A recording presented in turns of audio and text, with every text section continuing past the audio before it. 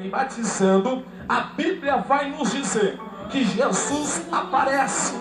E quando Jesus aparece, João começa a gritar e começa a anunciar e começa a dizer: eis aí o Cordeiro de Deus que tira o pecado do mundo. Quando Jesus chega na presença de João, Jesus logo vai abrindo a sua boca e vai dizer para João: João, eu preciso que você me desça nessas águas. Eu preciso ser, glória a Deus, batizado por ti. Quando João começa a ouvir estas palavras ditas pela boca de João Batista, ele ficou totalmente, aleluia, perturbado. João Batista começou a olhar para Jesus e começou a indagar e começou a dizer: Jesus, eu careço de ser batizado por ti, e é tu que vem a mim? João não estava entendendo nada o que estava acontecendo. Quando João começa a pronunciar estas palavras, Jesus abre a boca e começa a dizer: João, é preciso que você me batize nessas águas. Para quê? Para que se cumpra toda a justiça de Deus. Quando Jesus é batizado naquelas águas do Rio Jordão, Jesus, quando ele levanta, a Bíblia diz, eu amo a palavra de Deus, ela vai nos dizer o seguinte, que o céu se abriu. O céu fez o quê?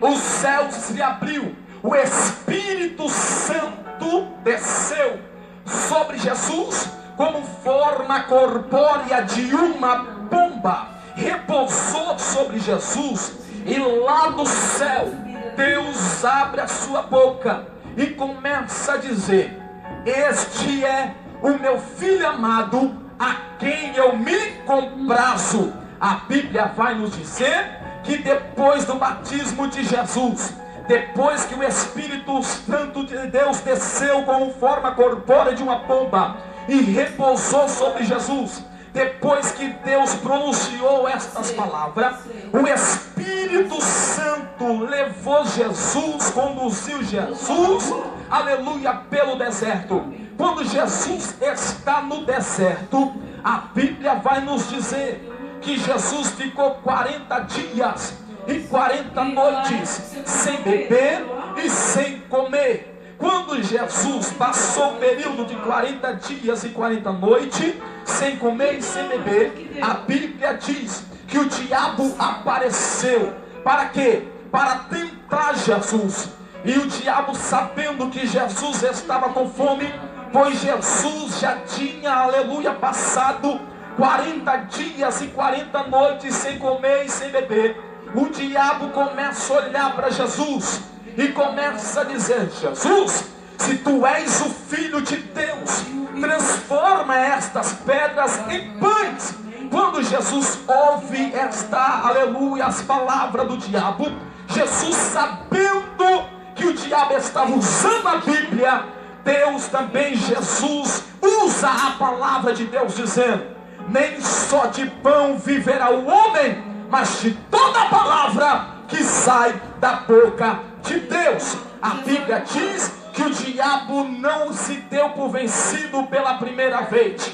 Começou a tentar Jesus, começou a dizer para Jesus: me adora, aleluia, me prostra, se prostra perante mim, se lança daqui lá embaixo, eu vou te dar tudo. Aí Jesus começa a dizer: somente a Deus adorarás e só a Ele servirá. Jesus venceu o diabo.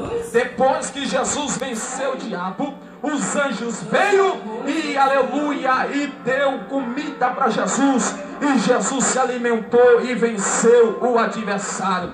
Jesus saindo dali, Jesus começou a andar pela cidade, e aonde Jesus passava, milagres extraordinários aconteciam. E conforme Jesus ia passando, e milagres iam acontecendo, porque milagre atrai a multidão. Então, quando Jesus realizava milagre, a multidão seguia, a multidão acompanhava o mestre. Jesus escolhe 12 discípulos para ensinar, para se e instruir eles diante da palavra do Senhor. A Bíblia diz que aonde Jesus ia, milagres aconteciam. Jesus pregava a palavra, Jesus anunciava a palavra de salvação, e grande era o número de pessoas que ouvia a palavra de Jesus.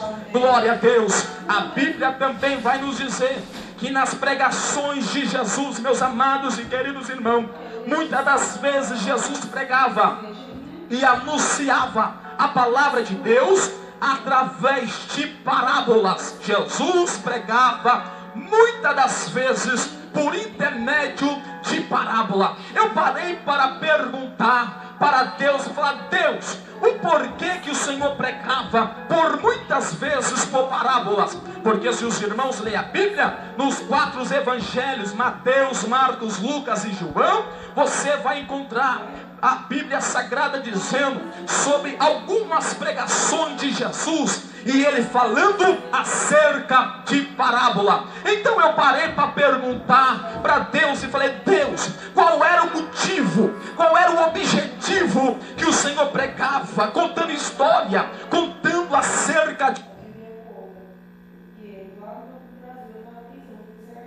Parei e eu conseguia entender que muitas das vezes Deus pregava por parábolas, dando exemplos, para que as pessoas que lhe ouvissem pregar pudessem entender melhor o que Jesus estava querendo anunciar, para que as pessoas pudessem compreender melhor o que Jesus estava querendo passar para aquela grande multidão. E uma das parábolas que Jesus conta para a multidão, que está registrado no livro do Evangelho de Jesus Cristo, segundo escreveu Mateus, é esta história, a parábola das 10 virgens. Quem conta esta parábola é Jesus. Jesus está pregando e está dizendo uma parábola, uma história muito linda. Ele começa a dizer: então o reino dos céus será semelhante a 10 virgens que, tomando as suas lâmpadas, saíram ao encontro do noivo. Ele começa a dizer no versículo 2: 5 delas eram prudentes e 5 delas eram loucas. Logo nós entendemos que tinha 10 virgens. As 10 estavam, aleluia, vestidas da mesma forma. As 10 estavam com azeite na sua lamparina. Mas Jesus começa a dizer que 5 delas eram prudentes e 5 delas eram loucas. Qual é a diferença entre as prudentes e as loucas? A diferença está na veste, irmão Claudemir? Não. A diferença está, aleluia, no vaso? Não. A diferença está que uma está esperando a outra? Não. Todas elas estavam vestidas iguais, todas elas estavam esperando a mesma pessoa, todas elas tinham azeite, aleluia, tinha azeite na sua lamparina. A única diferença é que 5 tinha reserva na sua vasilha, para que quando o azeite da botija acabasse, ela poderia pegar azeite do vaso e colocar lá na lamparina. Para quê? Para que a lamparina pudesse permanecer acesa. As outras loucas assim não fizeram. Tinha azeite simplesmente para manter a lamparina acesa. A lamparina se acabou, ela não tinha reserva no seu vaso para colocar na lamparina para permanecer ela acesa. E quando eu li acerca disso, eu pude entender que com aleluia, a lamparina apagada, não poderia entrar para aquela grande borda juntamente com o noivo, a qual elas estavam tanto esperando, tanto aguardando. Então eu fui entender que aquelas prudentes que levaram azeite, levam o nome de prudente, porque elas se prepararam, porque elas não levaram simplesmente o azeite para manter a lamparina acesa, mas também reserva no seu vaso para permanecer com a sua lamparina acesa. Elas estavam esperando o noivo. A Bíblia vai me dizer, meu querido amigo Fernando, a Bíblia vai dizer que o noivo, a qual as 10 virgens estavam aguardando, noivo estava esperando, aleluia, o noivo tardou em chegar. Ou seja, nós entendemos que quando o noivo tardou em chegar, logo nós entendemos que o noivo não chegou na hora que as 10 virgens estavam esperando. O noivo não chegou no momento que as 10 virgens estavam aguardando. O noivo não chegou no momento exato que as 10 estavam esperando. Então, quando o noivo tardou em chegar, as 10 virgens não aguentaram, dormiram as 10 virgens dormiram. Quantas virgens dormiram? Quando as virgens dormiram? As 10 virgens dormiram. Quando as 10 virgens dormiram, vai passando a hora, vai passando o tempo, e Jesus vai dizer, através dessa parábola, registrada no capítulo 25, que quando elas estavam dormindo, quando elas estavam adormecidas, a Bíblia diz que perto da meia-noite ouviu um grande grito, ouviu um grande alvoroço, ouviu uma voz que gritava, e nessa voz que gritava, nesse grito que soava, estava anunciando que o noivo estava chegando. Estava anunciando nesse grito, meu pastor Antônio Cláudio, que o noivo estava se aproximando para juntamente entrar naquela grande festa. Então, quando elas ouviram o barulho, quando elas ouviram o som daquele grito, as 10 virgens acordaram, as 10 virgens, aleluia, se despertaram.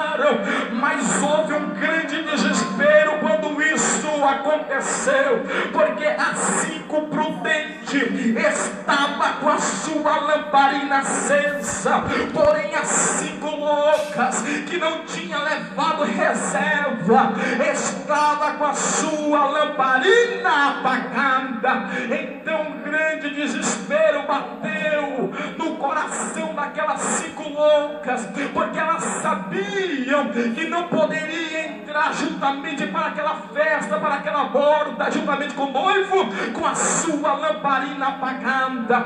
Então o desespero toma conta, ela toma uma atitude. Qual foi a atitude, presbítero Claudemir? A atitude que elas tomaram, as 5 loucas, foi chegar nas 5 prudentes e começar a dizer: dai um pouco do vosso azeite, porque a nossa lamparina se apagou.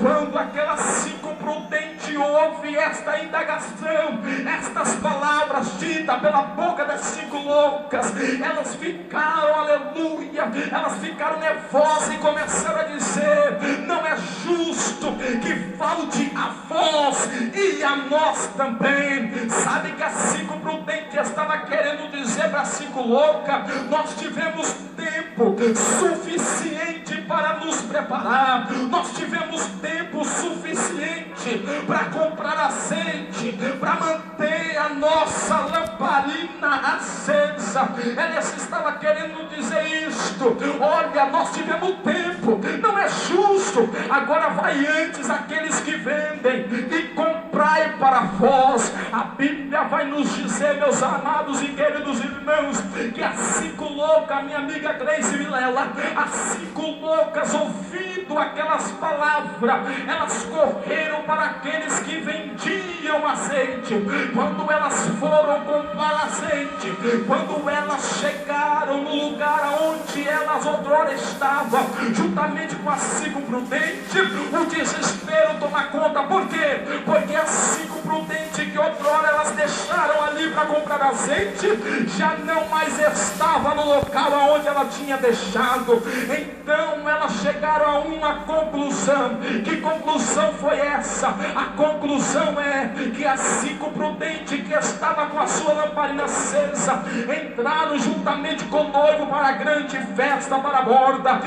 Então elas chegaram à conclusão e disseram: olha, nós não podemos ficar aqui, vamos lá, vamos bater na porta, vamos lá, vamos correr lá, o noivo vai deixar nós entrar. Quando as 5 loucas chegaram, começaram a bater na porta, chegaram desesperadas, começaram a bater na porta e gritar: Senhor, Senhor, abre-nos a porta. Quando o noivo ouviu aquela voz, olha para aquelas 5 loucas e começou a dizer: apartai-vos de mim, que eu não vos conheço. Irmão, grande foi, aleluia, a decepção daquelas 5 loucas, porque elas se prepararam, mas se prepararam erroneamente, e no dia que o noivo chegou, elas estavam totalmente, aleluia, desapercebidas, despreparadas. É aí que surge o versículo de número 13 que nós lemos, e é sobre esse versículo que eu quero pregar nesta noite.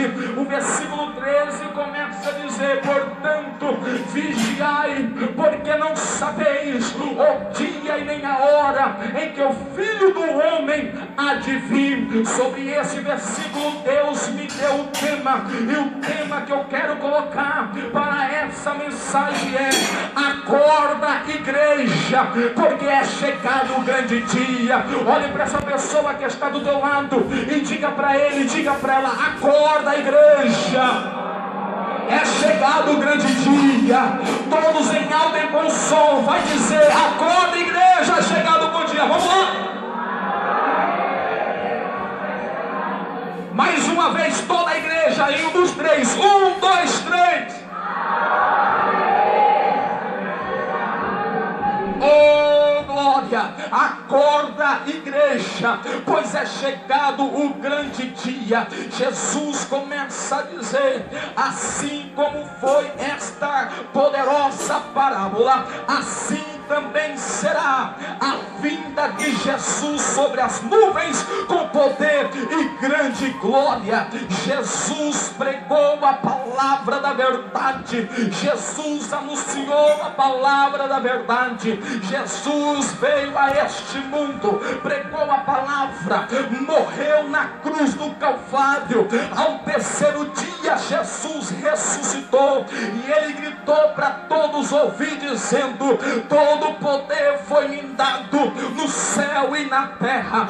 Jesus instruiu seus discípulos, dizendo que a vossa morada não é aqui. Se nós abrir a Bíblia Sagrada no livro de João, capítulo de número 14, lá está escrito, Jesus começa a pregar e começa a dizer, aleluia: não se turbe o vosso coração, credes em Deus e credes também em mim, porque na casa de meu pai há muitas moradas.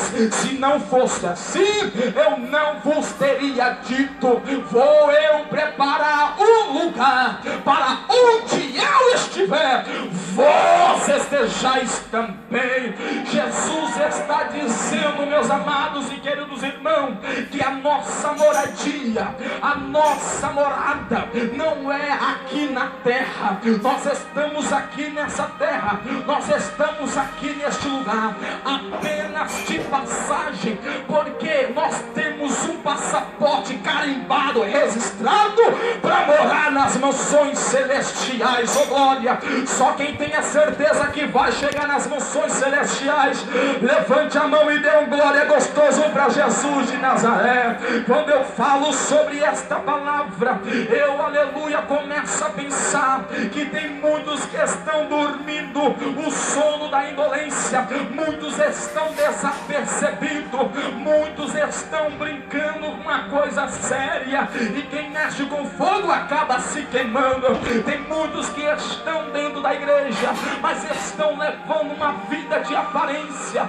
não tem compromisso com a palavra de Deus. Aí vai acontecer como está escrito nesta palavra, nessa parábola, dizendo, aleluia, vão, aleluia, está adorando, glorificando e exaltando, mas no grande dia do Senhor vai acabar batendo a porta, e a porta não vai mais se abrir, vai ser decepcionado, vai ficar frustrado, porque Jesus, para ir morar no céu, tem que ter a sua vida santificada, ser santo, santificar, orar, vigiar, buscar, porque não é de qualquer maneira que nós iremos entrar no céu. Negativo, não é de qualquer forma que nós vamos entrar nas mansões celestiais.